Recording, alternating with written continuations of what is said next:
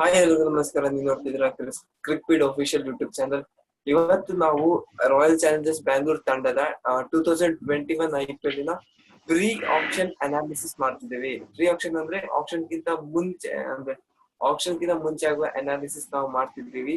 So ಇದು mostly 2021 ಮೇಗ್ option ಇರ್ಲಿಕ್ಕಿಲ್ಲ, ಯಾಕಂದ್ರೆ 2022ಗೆ ಎರಡು ಹೊಸ ಫ್ರಾಂಚೈಸ್ ಟೀಮ್ ಕೂಡ ಆಡ್ ಆಗ್ತಿದೆ. ಸೊ ನೆಕ್ಸ್ಟ್ ಇಯರ್ ಮೇಗ್ ಆಪ್ಷನ್ ಇಲ್ಲ, ಜಸ್ಟ್ ಸಣ್ಣ ಆಪ್ಷನ್ ಇರ್ತದೆ, ಮೇಗ್ ಆಪ್ಷನ್ ಇರುತ್ತಿಲ್ಲ. ಸೊ ನಾವು ಅದರ ಕುರಿತು ನಾವು ಈ ಅನಾಲಿಸಿಸ್ ವಿಡಿಯೋ ಮಾಡ್ತಿದ್ದೀವಿ. ಸೊ ವಿಡಿಯೋ ಕೊನೆ ತನಕ ನೋಡಿ. ವಿಡಿಯೋ ತುಂಬಾ ಇಂಟ್ರೆಸ್ಟಿಂಗ್ ಆಗಿರುತ್ತೆ. ನಾವು ಚೆನ್ನಾಗಿ ಎಕ್ಸ್ಪ್ಲೇನ್ ಮಾಡ್ತೀವಿ, ನಾನ್ ಮತ್ತೆ ಶ್ರೇಯಸ್ ಅವ್ರು ಸೇರಿ. ಸೊ ವಿಡಿಯೋ ಕೊನೆ ತನಕ ನೋಡಿ. ಬನ್ನಿ ವಿಡಿಯೋ ಶುರು ಮಾಡೋಣ. ಈಗ ನಾವು ಅನಾಲಿಸಿಸ್ ಶುರು ಮಾಡ್ತೀವಿ. Okay, welcome to the show audience. Hello, welcome. And RCB 2020 ಬಗ್ಗೆ ಒಂದು ಸಣ್ಣದಾಗಿ ಹೇಳ್ಬಿಡ್ತೀನಿ. 2020 ತುಂಬಾ ಎಕ್ಸ್ಪೆಕ್ಟೇಷನ್ಸ್ ಇತ್ತು RCB ಟೀಮ್ ಬಗ್ಗೆ. ಈ ಸರಿ ಆದ್ರೂ ಕಪ್ ವಿನ್ ಆಗ್ತಾರೆ ಅಂತ.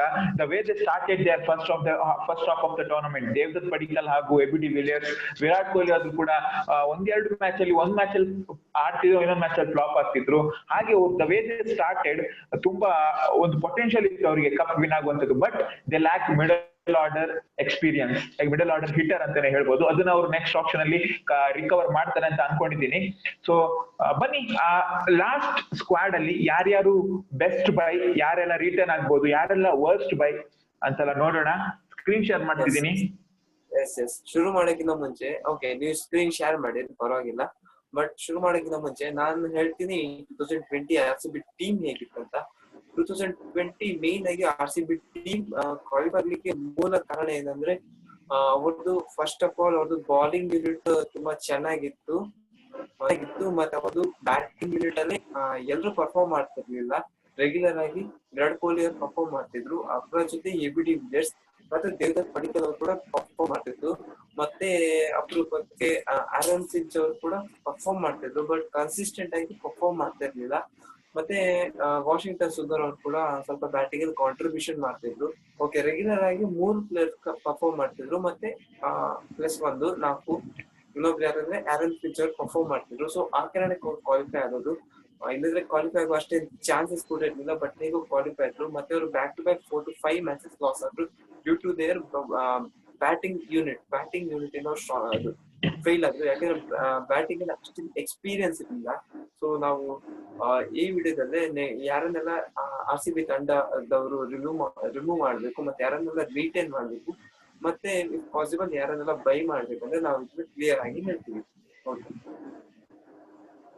ಓಕೆ, ಶುರು ಮಾಡೋಣ ಇವತ್ತಿನ ವಿಡಿಯೋ. ನಿಮಗೆ ಸ್ಕ್ರೀನ್ ಮುಂದೆ ಕಾಣ್ತಿರ್ಬೋದು.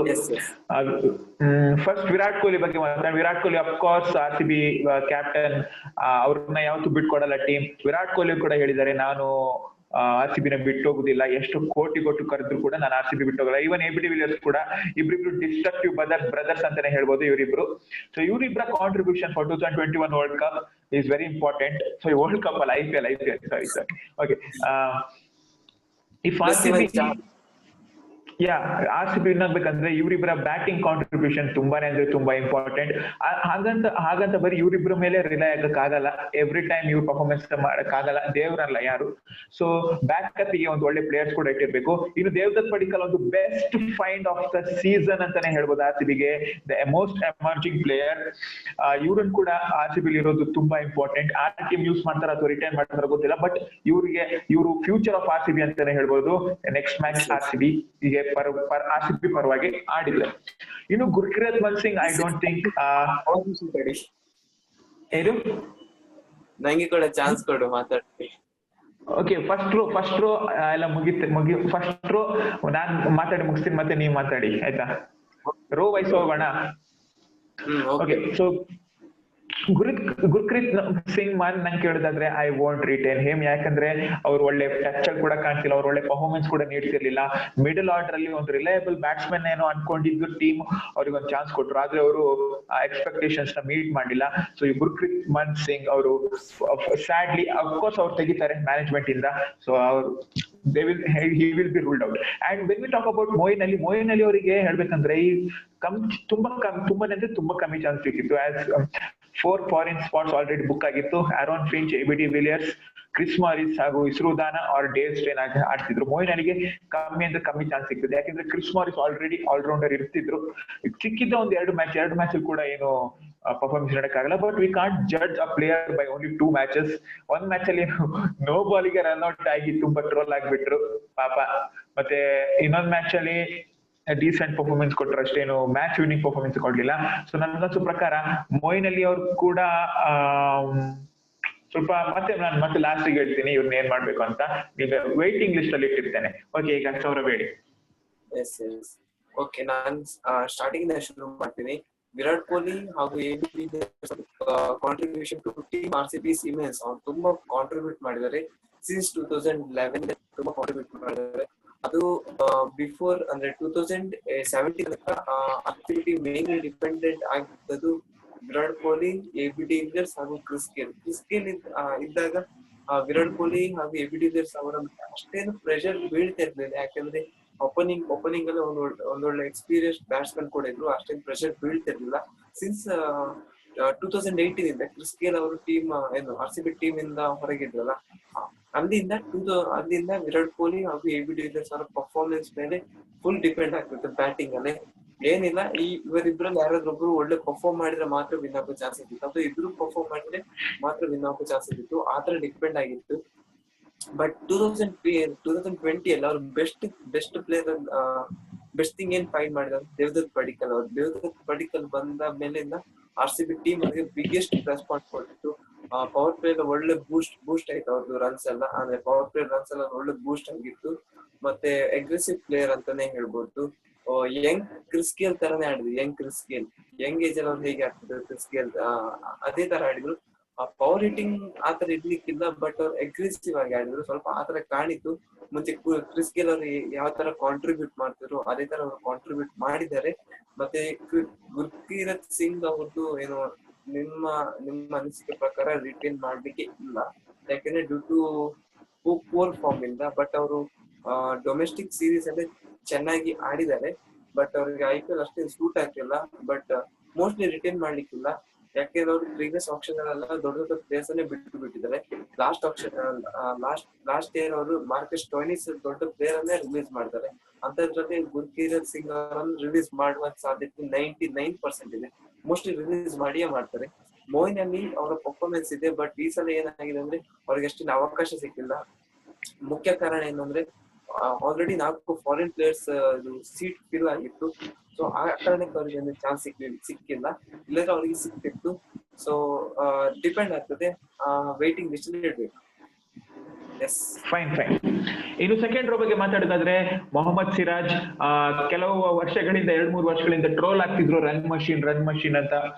ಆದ್ರೆ when compare to last year ಅವ್ರು ತುಂಬಾ ಇಂಪ್ರೂವ್ ಆಗಿದ್ದಾರೆ. ಮೊಹಮ್ಮದ್ ಸಿರಾಜ್ ಅವರು ಕೋಲ್ಕತ್ತಾದವರೊಟ್ಟಿಗೆ ಒಂದು ಒಳ್ಳೆ ಪರ್ಫಾರ್ಮೆನ್ಸ್ ಕೂಡ ನೀಡಿದ್ರು. ಒಂದು ಮೇಡನ್, ಅದು ಕೂಡ ರೆಕಾರ್ಡ್. 2 ಮೇಡನ್ ಅಂತಲ್ಲ, ಎಷ್ಟು ಮೇಡನ್ ಹಾಕಿದ್ದಾರೆ ಗೊತ್ತಿದ್ಯಾ ನಿಮ್ಗೆ? 2 ಮೇಡನ್ ಅನ್ಸುತ್ತೆ. 2 ಮೇಡನ್ ಹಾಕಿದ್ದಾರೆ. So that's record. ಇನ್ನು I think they should give him another chance. Test ಅಲ್ಲಿ ಕೂಡ ಈಗ ಆಡ್ತಿದ್ದಾರೆ ನಮ್ಮ ಇಂಡಿಯನ್ ಟೀಮ್ ಒಟ್ಟಿಗೆ. I think it deserves another chance for RCB. ಇನ್ನು ನವದೀಪ್ ಸೈನಿ ಪರ್ಫಾರ್ಮೆನ್ಸ್ ಇರ್ಲಿಲ್ಲ ಈ ವರ್ಷ, but I don't know should they go for him or not, but I will keep him in waiting list. Parthiv Patel is not available, retire ಆಗಿಬಿಟ್ಟಿದ್ದಾರೆ. ಪವನ್ ನೇಗಿ ಕೂಡ ನಂಗೆ ಅನ್ಸುತ್ತೆ it's not a good option to retain him. Chance ಸಿಕ್ತಿಲ್ಲ ಹೇಳ್ಬೇಕಂದ್ರೆ. Chance ಸಿಕ್ಕಿದ್ರು ಕೂಡ as a fielder ಒಳ್ಳೆ contribute ಮಾಡಿದ್ದಾರೆ ಪವನ್ ನೇಗಿ ಅವರು. ಯಾರಾದ್ರೂ ಇಂಜುರಿ ಆಗಿ ಹೊರಗೆ ಹೋದ್ರೆ ಒಳ್ಳೆ ಕ್ಯಾಚಸ್ ಅಥವಾ ಒಳ್ಳೆ ಬೌಂಡ್ರಿ ಸೇವ್ ಮಾಡಿದ್ದಾರೆ. ಬಟ್ ಅವ್ರಿಗೆ ಅವ್ರು ಬೆಂಚ್ ಬಿಸಿ ಮಾಡ್ತಾ ಇದ್ದಾರೆ. ಸೊ ಇಫ್ ಬೇರೆ ಟೀಮ್ ಹೋದ್ರೆ ಒಳ್ಳೆ ಚಾನ್ಸ್ ಕೂಡ ಸಿಗ್ಬೋದು. ಸೊ ಪವನ್ ನೇಗಿ ನನ್ನ ಡ್ರಾಪ್ ಮಾಡ್ತೀನಿ. ಇನ್ನು ಶಿವಮ್ ದುಬೆ ಬಗ್ಗೆ ಮಾತಾಡ್ಬೇಕಾದ್ರೆ ಇವ್ರು ಕೂಡ ಫ್ಯೂಚರ್ ಆಫ್ ಆರ್ಸಿಬಿ ಆಗ್ಬೋದು, but if he performs consistently next Yuvraj Singh ಅಂತ ಬೇರೆ ಹೇಳ್ತಾರೆ ಶಿವಮ್ ದುಬೆ ಅವ್ರನ್ನ. So I think he too deserves another chance for team RCB. ಹೇಳಿ. ಓಕೆ, ಈಗ ಮೊಹಮ್ಮದ್ ಸಿರಾಜ್ ಇಂದ ಶುರು ಮಾಡ್ತೀನಿ. ನನ್ನ ಅನಿಸಿಕೆ ಪ್ರಕಾರ ಮೊಹಮ್ಮದ್ ಸಿರಾಜ್ ಅವರನ್ನು ರಿಟೈನ್ ಮಾಡ್ತಾರೆ. 2018 ಅಲ್ಲಿ ಅಫ್ಕೋರ್ಸ್ ಅವ್ರದ್ದು ಪರ್ಫಾರ್ಮೆನ್ಸ್ ಅಷ್ಟು ಚೆನ್ನಾಗಿರ್ಲಿಲ್ಲ. 2017 ಅಲ್ಲಿ ಒಳ್ಳೆ ಅಷ್ಟು ಅದು ಕೂಡ ಕೂಡ ಅಷ್ಟೇ ಚೆನ್ನಾಗಿ ಪರ್ಫಾರ್ಮೆನ್ಸ್ ಬ್ಯಾಕ್ ಮಾಡಿದ್ರು. ಆದ್ರೆ 2020 ಸ್ಟಾರ್ಟ್ ಕೊಟ್ಟಿದ್ದಾರೆ. ಸೊ ಅವರು RCB ಅವರು ಮೊಹಮ್ಮದ್ ಸಿರಾಜ್ ಅನ್ನು ಕನ್ಫರ್ಮ್ ಅವರು ಏನು ರಿಟೈನ್ ಮಾಡ್ತಾರೆ. ಅದ್ರ ಜೊತೆ ಅವರು ಇದಕ್ಕೆ ಅದು ಟೀಮ್ ಇಂಡಿಯಾಕ್ಕೆ ಕೂಡ ಸೆಲೆಕ್ಟ್ ಆಗಿದ್ದಾರೆ. Chances are very high. 95% of 95% ಇದೆ ಚಾನ್ಸ್ ಇದೆ ರಿಟೈನ್ ಮಾಡೋದು. ಮತ್ತೆ ಅವರು ಮತ್ತೆ ಟೀಮ್ ಮ್ಯಾನೇಜ್ಮೆಂಟ್ ಅವರು ಮೊಹಮ್ಮದ್ ಸಿರಾಜ್ ಮೇಲೆ ತುಂಬಾ ನಂಬಿಕೆ ಇಟ್ಟಿದ್ದಾರೆ. ನಂಬಿಕೆ ಇಟ್ಟಕ್ಕೋಸ್ಕರ ಅವರು 3 seasons ಅಲ್ಲಿ ರಿಟೈನ್ ಮಾಡಿದ್ದಾರೆ ಅಂತಾನೆ ಹೇಳ್ಬೋದು. ಮತ್ತೆ ಸೆಕೆಂಡ್ ನವದೀಪ್ ಸೈನಿ ಅವ್ರು ಕೂಡ ಅದೇ 2019 ಅಲ್ಲಿ ಪರ್ಫಾರ್ಮ್ ಚೆನ್ನಾಗಿ ಮಾಡಿದ್ರು. ಬಟ್ 2020 ಅಲ್ಲಿ ಅಷ್ಟೇನು ಪರ್ಫಾರ್ಮ್ ಮಾಡಲಿಲ್ಲ. ಸ್ವಲ್ಪ ಇಕನಾಮಿಕಲಿ ಬಾಲ್ ಮಾಡಿದ್ರು. ಮತ್ತೆ ಒಂದು ಒಳ್ಳೆ ಪವರ್ ಪ್ಲೇ ಅಲ್ಲಿ ಕೂಡ ಒಂದು ಒಳ್ಳೆ ಅದ್ಭುತವಾದ ಪ್ರದರ್ಶನವನ್ನು ಅವರು ನೀಡಿದ್ರು. ಬಟ್ ಅವರನ್ನ ನಾನು ವೇಟಿಂಗ್ ಲಿಸ್ಟ್ ಅಲ್ಲಿ ಇಡುದಿಲ್ಲ. ಅವ್ರು ಸೆಲೆಕ್ಟ್ ಆಗ್ತಾರಂತ ನಾನು ಅನ್ಕೊಳ್ತೀನಿ. ನವದೀಪ್ ಸೈನಿ ಅವರು ಡ್ಯೂ ಟು ಡೆತ್ ಬಾಲಿಂಗ್ ಅಲ್ಲಿ ಚೆನ್ನಾಗಿ ಬಾಲ್ ಮಾತ್ರಲ್ಲ. ಮತ್ತೆ ಪಾರ್ಥಿವ್ ಪಟೇಲ್ ಅವರು ರಿಟೈರ್ಡ್, ಅವೈಲೇಬಲ್ ಇರಲಿಲ್ಲ. ಪವನ್ ನೇಗಿ ಅವರಿಗೆ ಚಾನ್ಸ್ ಸಿಕ್ಲಿಲ್ಲ 2020 ಅದಕ್ಕೆ. 2019 ಅಲ್ಲಿ ಕೆಲವು ಮ್ಯಾಚಸ್ ಸಿಕ್ಕಿದ್ದು, 2018 ಅಲ್ಲಿ ಕೂಡ ಕೆಲವು ಮ್ಯಾಚಸ್ ಸಿಕ್ಕಿತ್ತು. ಬಟ್ ಅವ್ರದ್ದು ಪರ್ಫಾರ್ಮೆನ್ಸ್ RCB ಟೀಮ್ ಎಕ್ಸ್ಪೆಕ್ಟೇಷನ್ ತಕ್ಕ ಇರಲಿಲ್ಲ. ಶಿವಮ್ ದುಬೆ ಅವರನ್ನ ವೇಟಿಂಗ್ ಲಿಸ್ಟ್ ಅಲ್ಲಿ ಹಾಕ್ತಾನೆ. ಯಾಕೆಂದ್ರೆ ಅವರು ಅಂದ್ರೆ ಪರ್ಫಾರ್ಮ್ ಚೆನ್ನಾಗಿ ಮಾಡಿದ್ದಾರೆ. ಇನಿಷಿಯಲ್ ಚೆನ್ನಾಗಿ ಪರ್ಫಾರ್ಮ್ ಮಾಡಿದ್ದಾರೆ 4 to 5 ಮ್ಯಾಚಸ್. ಮತ್ತೆ ಹೋಗ್ತಾ ಪರ್ಫಾರ್ಮೆನ್ಸ್ ಡಲ್ ಆಗ್ತಾ ಬಂತು. ಮಧ್ಯದಲ್ಲಿ ಇಂಜುರಿ ಕನ್ಸರ್ನ್ ಕೂಡ ಇತ್ತು. ಮತ್ತೆ ಮಧ್ಯದಲ್ಲಿ ಟೀಮ್ ಪ್ಲೇಯಿಂಗ್ ಕೂಡ ಇರ್ಲಿಲ್ಲ. ಸೊ ಅವರನ್ನು ವೇಟಿಂಗ್ ಲಿಸ್ಟ್ ಅಲ್ಲಿ ಇಡ್ಬೇಕಾಗ್ತದೆ. ಮತ್ತೆ ಕೊನೆಗೆ ಹೇಳ್ತೀನಿ, ಮೋಸ್ಟ್ಲಿ ರಿಟೈನ್ ಮಾಡಿದ್ರು ಮಾಡ್ಬೋದು, ಗೊತ್ತಿಲ್ಲ. Okay fine. Umesh Yadav next list ಅಲ್ಲಿ ಬರೋದು. ಉಮೇಶ್ ಯಾದವ್ ಐ ಗೆಸ್ ಅವ್ರಿಗೆ ಚಾನ್ಸ್ ಕೊಡ್ಬೇಕು. ಹಿ deserves another chance. But I think RCB has given him enough chances. ಅವರಿಗೆ ಚಾನ್ಸ್ ಕೊಟ್ಟು RCB ಸಾಕಾಗಿದೆ. ಯಾಕಂದ್ರೆ ಫಸ್ಟ್ 2 ಮ್ಯಾಚಸ್ ಅಲ್ಲಿ ಅವ್ರನ್ನ ನಂಬಿ ಅವ್ರನ್ನ ಟೀಮಿಗೆ ಹಾಕಿದ್ರು. ಬಟ್ ಸರಿ ಎಕ್ಸ್ಪೆನ್ಸಿವ್ ಆದ್ರು, ಸರಿ ಓಡಿಸ್ಕೊಂಡ್ ಬಿಟ್ರು. ಸೊ ಐ ಥಿಂಕ್ ಅವ್ರನ್ನ ರಿಲೀಸ್ ಮಾಡೋ ಸಾಧ್ಯತೆ ಇದೆ RCB. ಬಟ್ ಅಟ್ 90% ರಿಲೀಸ್ ಮಾಡೋ ಚಾನ್ಸಸ್ ಇದೆ. ಬಟ್ 10% ಅವ್ರು ರಿಟರ್ನ್ ಆಗೋ ಚಾನ್ಸಸ್ ಕೂಡ ಇದೆ ಉಮೇಶ್ ಯಾದವ್. ಅವ್ರನ್ನ ಹೇಳಕ್ಕಾಗಲ್ಲ. ಇನ್ನು Washington Sundar is must for RCB team. ಇವರು ಬೇಕೇ ಬೇಕು RCB ಟೀಮ್ಗೆ. ಯಾಕಂದ್ರೆ ಎಕನಾಮಿಕಲಿ ಪವರ್ ಪ್ಲೇ ಅಲ್ಲಿ ಒಳ್ಳೆ ಸ್ಟಾರ್ಟ್ ಕೂಡ ಕೊಡ್ತಾರೆ. ವಿಕೆಟ್ಸ್ ಇನಿಷಿಯಲಿ ವಿಕೆಟ್ಸ್ ತೆಗೆದು ಯಾರೆಲ್ಲ ಲೆಫ್ಟ್ ಹ್ಯಾಂಡರ್ಸ್ ಮೀನ್ ಸ್ವಲ್ಪ ಒದ್ದಾಡ್ತಾರೆ ಇವ್ರಿಗೆ ಆಡಕ್ಕೆ. So is a great having a great advantage Washington Sundar. ಇವ್ರಿಗೆ ಬೇಕು ಟೀಮ್ ಅಲ್ಲಿ. ಇವ್ರನ್ನ ರಿಟೈನ್ ಮಾಡ್ತಾರೆ ಅನ್ಕೊಂಡಿದ್ದೀನಿ. ಯುಜ್ವೇಂದ್ರ ಚಾಹಲ್ ಆಫ್ ಕೋರ್ಸ್ ಇವ್ರನ್ನ ರಿಟೈನ್ ಮಾಡ್ತಾರೆ. Champion player, spinner, leg spinner, leggie. ಇವರು ಏನು ಕ್ರೂಷಿಯಲ್ ಟೈಮ್ಸ್ ಅಲ್ಲಿ ವಿಕೆಟ್ ಪ್ರೊವೈಡ್ ಮಾಡ್ತಾರೆ. ನೋಡಿರ್ಬೋದು ನೀವು ಕೆಲವು ಮ್ಯಾಚಸ್ ಅಲ್ಲಿ. ಮ್ಯಾಚ್ ಹೋಯ್ತು ಇನ್ನೇನು ಅನ್ನೋಷ್ಟರಲ್ಲಿ ದೊಡ್ಡ ಪ್ಲೇಯರ್ ವಿಕೆಟ್ ತಗೊಂಡ್ಬಿಡ್ತಾರೆ. ಅದು ಕೂಡ ಒಂದಲ್ಲ 2-3 ಸಡನ್ ಆಗಿ ಹೋಗ್ಬಿಡುತ್ತೆ ಇವರು ಬೌಲಿಂಗ್ ಅಲ್ಲಿ. ಸೊ ಅಷ್ಟು ಇಂಪ್ಯಾಕ್ಟ್ ಇದೆ ಇವರ ಬೌಲಿಂಗ್ ಗೆ. ಇವ್ರು ಬೇಕು ನಮ್ಮ ಟೀಮಿಗೆ. ಅಂಡ್ ಆರೋನ್ ಫಿಂಚ್ ಹೇಳ್ಬೇಕಾದ್ರೆ ವೆರಿ ಪುವರ್ ಸೀಸನ್. ಬಟ್ ಅವರು ಎಲಿಮಿನೇಟರ್ ಒಂದು ರೆಸ್ಪಾನ್ಸಿಬಲ್ ಇನ್ನಿಂಗ್ಸ್ ಆಡಿ ಒಂದು ಪ್ರೂವ್ ಮಾಡಿದ್ರು, ನಂಗೆ ಚಾನ್ಸ್ ಸಿಕ್ಕಿದ್ರೆ ನಾನು ಕೂಡ ಚೆನ್ನಾಗಿ ಆಡ್ತೀನಿ ಅಂತ. ಬಟ್ ಇನ್ನೊಂದು ಕೂಡ ಹೇಳಿದ್ದಾರೆ, RCB is the best franchise I have ever played for ಅಂತ. ನೋಡೋಣ ಅದಕ್ಕೆ ಸ್ಟೇಟ್ಮೆಂಟ್ ಗಾದ್ರೂ ಅದನ್ನ ರಿಟೈನ್ ಮಾಡ್ತಾರ ಅಂತ ನೋಡೋಣ ಆರೋನ್ ಫಿಂಚ್ ಅವರು. ಹಾಗೆ ಮತ್ತೆ ಇವ್ರದ್ದು ಇನ್ನೊಂದು ಅಡ್ವಾಂಟೇಜ್ ಏನಂದ್ರೆ ಎಕ್ಸ್ಪೀರಿಯನ್ಸ್ ಇದೆ T20 ಹಾಗೂ T20 ಇಂಟರ್ನ್ಯಾಷನಲ್ ಹೈಯೆಸ್ಟ್ ಸ್ಕೋರ್ ಕೂಡ ಇದೆ. 174 ಸಮಥಿಂಗ್ ಹೈಯೆಸ್ಟ್ ಸ್ಕೋರ್ ಕೂಡ ಇದೆ ಆರೋನ್ ಫಿಂಚ್ ಅವ್ರದ್ದು. So I think they should go for him. ಅಥವಾ ಇವ್ರ ಬದಲು ದೊಡ್ಡ ಪ್ಲೇಯರ್ ಸಿಕ್ಕಿದ್ರೆ ಮಾತ್ರ ಇವ್ರನ್ನ ಡ್ರಾಪ್ ಮಾಡ್ಬೇಕು. ಲೈಕ್ ಕ್ರಿಸ್ ಲೇನ್ ಅಥವಾ ಜಾನಿ ಬೇರಿಸ್ಟೋ ಅಂತ ಪ್ಲೇಯರ್ಸ್ ಇವರ ಜಾಗಕ್ಕೆ ಸಿಕ್ಕಿದ್ರೆ ಮಾತ್ರ ಡ್ರಾಪ್ ಮಾಡಿ. ಇಲ್ದಿದ್ರೆ they can go with Aaron Finch. Chris Morris ಬಗ್ಗೆ ಮಾತಾಡ್ಬೇಕಾದ್ರೆ, ಕ್ರಿಸ್ ಮಾರಿಸ್ ಅವ್ರದ್ದು ಕೆಲವು ಮ್ಯಾಚ್ ಇಂದ ಇಂಜುರಿ, 50% ಮ್ಯಾಚಸ್ ಇಂಜುರಿಯಿಂದಾನೇ ರೂಲ್ಡ್ ಔಟ್ ಆಯ್ತು. ಬಟ್ ಇವ್ರು ಹೇಳ್ಬೇಕಂದ್ರೆ ಇವ್ರು ಡೆತ್ ಬೌಲರ್ ಅಲ್ಲ. RCB ಇವ್ರನ್ನ ಡೆತ್ ಬೌಲರ್ ಮಾಡಿ ಇಟ್ಟಿದ್ದಾರೆ. ಸೊ ಅದಕ್ಕೆ ಇವ್ರು ಪರ್ಫಾರ್ಮೆನ್ಸ್ ಸರಿ ಮಾಡ್ತಿಲ್ಲ. ಇವ್ರು ಬ್ಯಾಟಿಂಗ್ ಅಲ್ಲಿ ಕೂಡ ಸರಿ ಪರ್ಫಾರ್ಮೆನ್ಸ್ ಮಾಡ್ತಿಲ್ಲ. ವಿಕೆಟ್ಸ್ ಬೇಗ ಉಜ್ಜೋದ್ರು ಕೂಡ ಒಂದು ನಿಂತು ಆಡ್ಲಿಲ್ಲ, ಪಕ್ಕ ಔಟ್ ಆಗ್ಬಿಟ್ರು. ಕ್ರಿಸ್ ಮಾರಿಸ್ ಕೂಡ ನಂಗೆ ಡೌಟ್ಫುಲ್ ಆಗಿ ಕಾಣ್ತಾ ಇದ್ದಾರೆ. ಓಕೆ, ಉಮೇಶ್ ಯಾದವ್ ಅವರ ಬಗ್ಗೆ ಮಾತಾಡ್ತೀನಿ. ಉಮೇಶ್ ಯಾದವ್ ಅವರು 2018 ಅಲ್ಲಿ ಅಲ್ಲ ಅದಕ್ಕಿಂತ ಮುಂಚೆ ನೈಟ್ ರೈಡರ್ಸ್ ಗೆ ಆಡ್ತಿದ್ರು. ಅಲ್ಲಿ ಕೂಡ ಚೆನ್ನಾಗಿ ಪರ್ಫಾರ್ಮ್ ಮಾಡಿದ್ದಾರೆ. ಮತ್ತೆ 2018 ಅಲ್ಲಿ ಅವ್ರದ್ದು ಪರ್ಫಾರ್ಮೆನ್ಸ್ ತುಂಬಾ ಚೆನ್ನಾಗಿತ್ತು ಇನ್ ಟರ್ಮ್ಸ್ ಆಫ್ ವಿಕೆಟ್ ತುಂಬಾ ತೆಗೆದಿದ್ರು 2018 ಅಲ್ಲಿ. ಪರ್ಪಲ್ ಕ್ಯಾಪ್ ಕೂಡ ವಿನ್ ಅಂದ್ರೆ ಮಿಡ್ ಸೀಸನ್ ಅಲ್ಲಿ ಸಿಕ್ಕಿತ್ತು. ಮತ್ತೆ ಅವ್ರ ಕೈ ತಪ್ಪಿ ಬೇರೆಯವರಿಗೆ ಹೋಯ್ತು. ಮತ್ತೆ 2019 ಅಲ್ಲಿ ಕೂಡ ಸ್ವಲ್ಪ ಡೀಸೆಂಟ್ ಆಗಿತ್ತು. ಸ್ವಲ್ಪ ಮತ್ತೆ ಅಷ್ಟೇನು ಚೆನ್ನಾಗಿ ಸಹ ಇಲ್ಲ, ಡೀಸೆಂಟ್ ಆಗಿತ್ತು. ವಿಕೆಟ್ಸ್ ಅನ್ನೆಲ್ಲ ತೆಗಿತಿದ್ರು. ಮತ್ತೆ 2020 ಬ್ಯಾಡ್ ಇಯರ್ ಅಂತಾನೆ ಹೇಳ್ಬೋದು. ಸ್ವಲ್ಪ ಮ್ಯಾಚಸ್ ಆಡ್ಲಿಕ್ಕೆ ಸಿಕ್ತು, ಮತ್ತೆ ಇಕನಾಮಿಕಲಿ ಏನು ತುಂಬಾ ರನ್ಸ್ ಕೊಡ್ತಿದ್ರು. ಮತ್ತೆ ವಿಕೆಟ್ ಟೇಕಿಂಗ್ ಬಾಲರ್, ಬಟ್ ಅವ್ರು ರಿಟರ್ನ್ ಮಾಡುವ ಹಾಗೆ ಕಾಣ್ತಿಲ್ಲ. ಸೊ ನನ್ನ ಪ್ರಕಾರ ಅವ್ರು ರಿಟರ್ನ್ ಮಾಡ್ಲಿಕ್ಕಿಲ್ಲ ಉಮೇಶ್ ಯಾದವ್ ಅವರನ್ನು ತೆಗೆದು ಬೇರೆ ಯಾವ್ದಾದ್ರು ಹೊಸ ಬೌಲರ್ ಮೇಲೆ ಇನ್ವೆಸ್ಟ್ ಮಾಡ್ಬೋದು. ಮತ್ತೆ Washington Sundar is a must pick. ಅವ್ರು ರಿಟರ್ನ್ ಮಾಡ್ಲೇಬೇಕಾಗ್ತದೆ ವಾಷಿಂಗ್ಟನ್ ಸುಂದರ್. ಅವ್ರು ಬರೀ ಬಾಲಿಂಗ್ ಡಿಪಾರ್ಟ್ಮೆಂಟ್ ಅಲ್ಲ, ಬ್ಯಾಟಿಂಗ್ ಡಿಪಾರ್ಟ್ಮೆಂಟ್ ಕೂಡ ತುಂಬಾ ಇಂಪಾರ್ಟೆಂಟ್. ಯಾವ ಓಪನರ್ ಇಲ್ಲದಿದ್ದು ಕೂಡ ವಾಷಿಂಗ್ಟನ್ ಸುಂದರ್ ಅವರು ಓಪನಿಂಗ್ ಮಾಡಿ ಬ್ಯಾಟಿಂಗ್ ಕಾಂಟ್ರಿಬ್ಯೂಷನ್ ಕೂಡ ಮಾಡ್ಬೋದು. ಮತ್ತೆ ಬಾಲಿಂಗ್ ಅಲ್ಲಿ ಕೂಡ ಪವರ್ ಪ್ಲೇ ಚೆನ್ನಾಗಿ ಕಾಂಟ್ರಿಬ್ಯೂಷನ್ ಬಾಕಿ ಇದೆ. ಬಾಲಿಂಗ್ ಅಲ್ಲಿ ಕೂಡ ಚೆನ್ನಾಗಿ ಕಾಂಟ್ರಿಬ್ಯೂಷನ್ ಮಾಡ್ತಾರೆ. ಪವರ್ ಪ್ಲೇ ಕ್ರೂಷಿಯಲ್ ವಿಕೆಟ್ಸ್ ಕೂಡ ತೆಗಿತಾರೆ. ಅವ್ರು ರಿಟರ್ನ್ ಮಾಡ್ತಾರೆ, ಮಸ್ಟ್ ಪಿಕ್. ಮತ್ತೆ ಚಹಲ್ ಹೇಳ್ಬೇಕಂತ ಹೇಳಿಲ್ಲ, ಅವ್ರ ಪಿಲ್ಲರ್ ಅಂತ ಹೇಳ್ಬೋದು. RCB ಪಿಲ್ಲರ್ ಅಂತಾನೆ ಹೇಳ್ಬೋದು. RCB ಕರೆಂಟ್ ಪಿಲ್ಲರ್ ಯಾರು? ವಿರಾಟ್ ಕೊಹ್ಲಿ, ಚಹಲ್, ಇವರು ಕೂಡ ಒನ್ ಆಫ್ ದ ಪಿಲ್ಲರ್. ಹಾಗೂ ನೆಕ್ಸ್ಟ್ ಇವರು ಕೂಡ ಆಗ್ಬೋದು, ಯಾರು ದೇವದತ್ ಕೂಡ ಅವರು ಪಿಕ್ ಮಾಡ್ತಾರೆ. ಮತ್ತೆ ಆರನ್ ಫಿಂಚ್ ಸ್ವಲ್ಪ ಡೌಟ್ ಉಂಟು. ರೀಸೆಂಟ್ ಆಗಿ ಆಡಿದ್ದಾರೆ, ಕಾರ್ ನೋಡ್ಬೇಕಾಗ್ತದೆ, ಅವರನ್ನು ವೇಟಿಂಗ್ ಲಿಸ್ಟ್ ಬೇಕಾಗ್ತದೆ. ಮತ್ತೆ ಕ್ರಿಸ್ ಮಾರಿಸ್ ಅವರನ್ನು ಕನ್ಫರ್ಮ್ ಅವರು ರಿಟರ್ನ್ ಮಾಡ್ತಾರೆ. ಯಾಕಂದ್ರೆ the kind of performance the bat and the ball. Batting ಅಲ್ಲಿ ಕೂಡ ಅವರು ಏನು ವರ್ಕ್ ಇಂಪ್ರೂವ್ ಮಾಡಿದ್ದಾರೆ, ಹಾಗೂ ಬಾಲಿಂಗ್ ಅಲ್ಲಿ ಕೂಡ ಅವರ ವರ್ಕ್ ಇಂಪ್ರೂವ್ ಮಾಡಿದ್ದಾರೆ. ಓಕೆ, ಇನ್ನು 1, 2, 3, 4, 5, 6 ಪ್ಲೇಯರ್ಸ್ ಇದ್ದಾರೆ. ಫಟಾಫಟ್ ಅಂತ ಹೇಳ್ತಾ ಹೋಗ್ತೀನಿ. Josh Philippe, I guess he still a young player. ಅವರಿಗೆ ಇನ್ನೊಂದು ಚಾನ್ಸ್ ಸಿಗ್ಬೋದು RCB ಕಡೆಯಿಂದ, ಅಥವಾ ಡ್ರಾಪ್ ಕೂಡ ಮಾಡ್ಬೋದು. Josh Philippe as a backup for Aaron Finch ಆಗಿ ತಗೊಂಡ್ರು. ಬಟ್ ಇಲ್ಲಿ ಆರನ್ ಫಿಂಚ್ ಹೋಗಿ ದೊಡ್ಡ ಪ್ಲೇಯರ್ ತಗೊಂಡ್ರೆ ಆಸ್ ಅ ಬ್ಯಾಕಪ್ ಆಗಿ ಕೂಡ ಇವ್ರು ತಗೊಳ್ಬಹುದು. ಯಾಕಂದ್ರೆ BBL ಕೂಡ ಒಳ್ಳೆ ಪರ್ಫಾರ್ಮೆನ್ಸ್ ಕೊಟ್ಟಿದ್ದಾರೆ, IPL ಕೂಡ ಒಂದು ಒಳ್ಳೆ ಸ್ಟಾರ್ಟ್ ಕೊಟ್ಟಿದ್ದಾರೆ ಅಂತಾನೆ ಹೇಳ್ಬೋದು ಜೋಶ್ ಫಿಲಿಪ್ ಅವರು. I think he must be there in RCB at least as a backup. ಇವ್ರು ಕೂಡ ಫ್ಯೂಚರ್ ಆಫ್ RCB ಆಗ್ಬೋದು, like Chris Gayle, AB de Villiers. ಇವ್ರು ಕೂಡ ನೆಕ್ಸ್ಟ್ ಫಾರಿನ್ ಸೆನ್ಸೇಷನ್ ಕೂಡ ಆಗ್ಬೋದು for RCB. But they should have believe and back him. Josh Philippe ಅವರು young player, ಇನ್ನೂ ಕೂಡ ಟೈಮ್ ಇದೆ ಅವರಿಗೆ ಶೈನ್ ಆಗಕ್ಕೆ. ಪವನ್ ದೇಶಪಾಂಡೆ ಅವರು ಐ ಡೋಂಟ್ ಗೆಸ್ ರಿಟರ್ನ್ ಆಗ್ಬೋದು. ಯಾಕೆಂದ್ರೆ ದೇವದತ್ ಪಡಿಕ್ಕಲ್ ಕೂಡ 2019 ಅಲ್ಲಿ ಒಂದ್ ಚಾನ್ಸ್ ಕೂಡ ಸಿಕ್ಕಿಲ್ಲ, ಅದು ಕೂಡ ಅವ್ರನ್ನ ನಂಬಿ ರಿಟರ್ನ್ ಮಾಡಿದ್ರು. ಪವನ್ ದೇಶಪಾಂಡೆ ಹಾಗೂ ಶಾಬಾಜ್ ಅಹ್ಮದ್ ಕೂಡ ವಾಪಸ್ ರಿಟರ್ನ್ ಆಗೋ ಸಾಧ್ಯತೆ ಇದೆ. ಶಾಬಾಜ್ ಅಹ್ಮದ್ ಒಳ್ಳೆ ಲೆಫ್ಟ್ ಆರ್ಮ್ ಸ್ಪಿನ್ನರ್, ಟೀಮಿಗೆ ಇದು ರಿಕ್ವೈರ್ಮೆಂಟ್ ಇದೆ. ಅಂಡ್ ಆಬ್ವಿಯಸ್ಲಿ ನಂಗೆ ಹೇಳಕ್ಕೆ ತುಂಬಾ ಬೇಜಾರಾಗ್ತಿದೆ, ಡೇಲ್ ಸ್ಟೇನ್ ಅವರು ಐ ಥಿಂಕ್ ಈ ಸೀಸನ್ ಅಲ್ಲಿ ರಿಟರ್ನ್ ಮಾಡಲ್ಲ. ಇವನು ಇಸ್ರೋದನ ಕೂಡ ಅವರು ಕೈ ಬಿಡೋ ಸಾಧ್ಯತೆ ಇದೆ.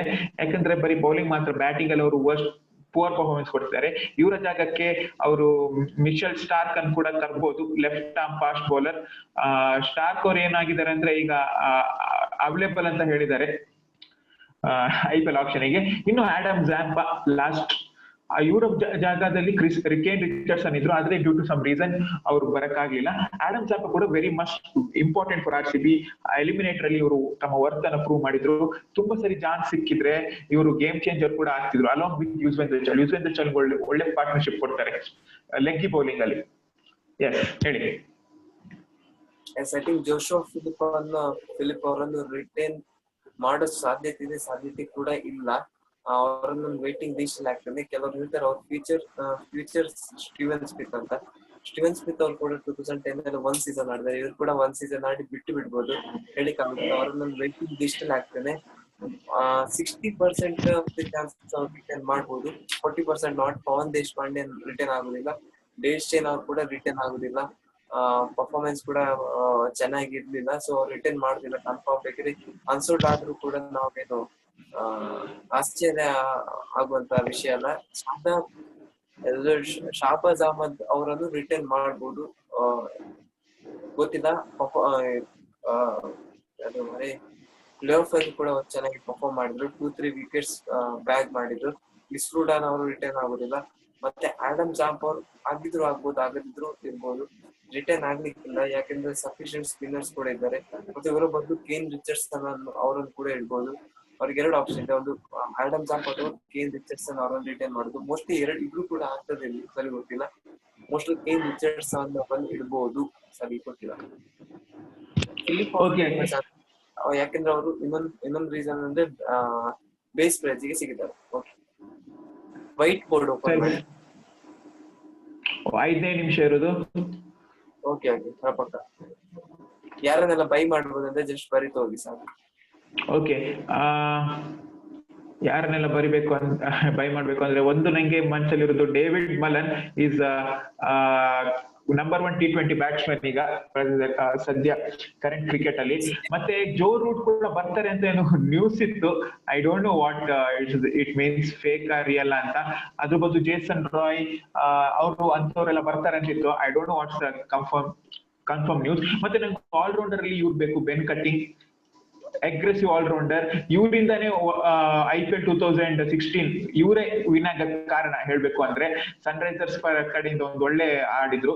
ಮತ್ತೆ ಸನ್ ರೈಸರ್ಸ್ ಅವರು ಜಾನಿ ಬ್ಯಾರಿಸ್ಟರ್ ಅವ್ರನ್ನ ರಿಲೀಸ್ ಮಾಡಿದ್ರೆ ಅವರು must pick for RCB Jonny Bairstow as a wicket keeping batsman. ಯಾಕಂದ್ರೆ ವಿಕೆಟ್ ಕೀಪರ್ ಯಾರು ಇಲ್ಲ, ಪಾರ್ಥಿವ್ ಪಟೇಲ್ ಬೇರೆ ಹೋಗ್ಬಿಟ್ಟಿದ್ದಾರೆ, ಜೋಶೋ ಫಿಲಿಪೋ ಇನ್ನು ಯಂಗ್ ಇದ್ದಾರೆ.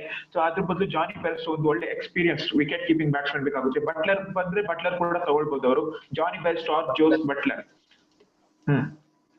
ಮತ್ತೆ ಬೌಲಿಂಗ್ ಅಲ್ಲಿ ನಂಗೆ ಮಿಶೆಲ್ ಸ್ಟಾರ್ಕ್ ಅವರು ಮಸ್ಟ್ RCB ಗೆ ಮತ್ತೆ ವಾಪಸ್ ಬರ್ಲೇಬೇಕು. ಹೇಳಿ ನೀವು.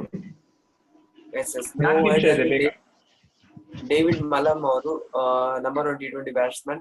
ಜೋ ರೂಟ್ ಅವ್ರನ್ನ ಬೈ ಮಾಡುವ ತರ ನಂಗೆ ಕಾಣ್ತಿಲ್ಲ.